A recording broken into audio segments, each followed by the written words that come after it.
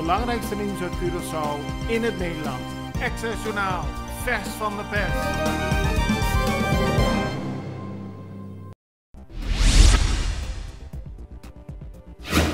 De verplichte coronasneltest voor reizigers die per vliegtuig naar Nederland willen komen geldt niet voor de Antilliaanse eilanden. Het gaat om Aruba, Bonaire, Curaçao, Sint Maarten, Saba en Sint Eustatius. De vrijstelling betekent dat KLM op die landen kan blijven vliegen omdat er geen risico is dat personeel achter zou moeten blijven.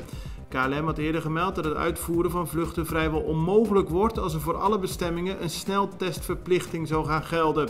Dit omdat de kans dan bestaat dat medewerkers achter zouden moeten blijven en dat risico wil KLM niet lopen. De Brigade Speciale Beveiligingsopdrachten, BSB, van de Koninklijke Marechaussee heeft de afgelopen dagen op Curaçao een bijdrage geleverd aan het vervoer van gedetineerden en verder overig beveiligingswerk rondom het hoger beroep in de zaak Maximus. Dat onderzoek gaat over de opdrachtgevers van de moord op politicus Helmin Wiels in 2013.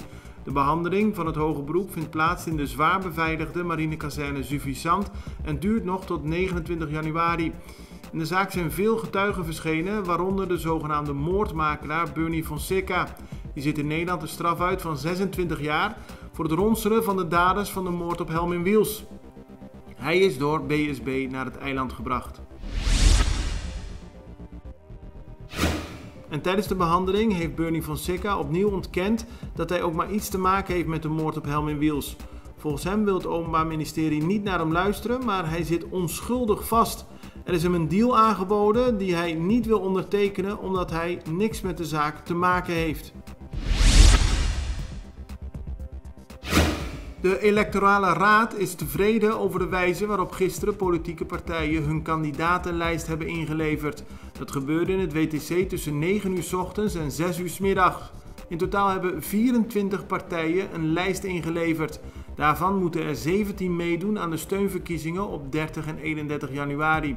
7 andere partijen hoeven dat niet omdat ze in 2017 al werden gekozen in het parlement.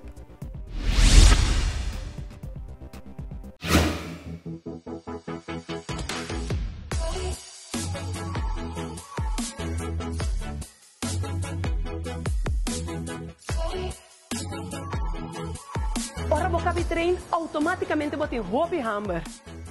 E se você gosta pão, escorre saber. Escorre isso feito. É tem roupa e fibra. É do nabo energia beco para perder e é tem proteína para regenerar o músculo não. Panaderia Isa, para o healthy lifestyle.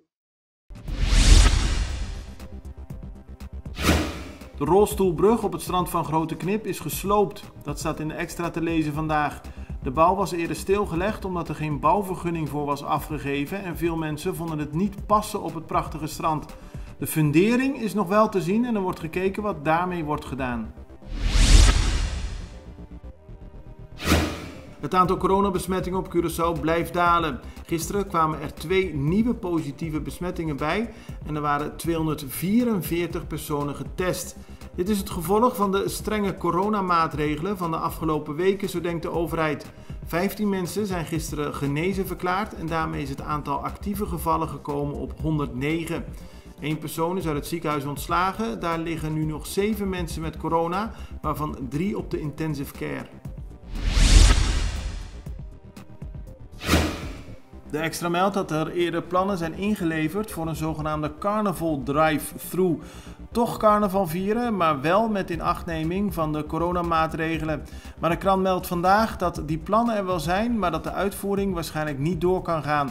De overheid is nog heel voorzichtig met het toestemming geven voor het organiseren van activiteiten. Het belangrijkste nieuws uit Curaçao in het Nederland. Access Journaal, vers van de pers.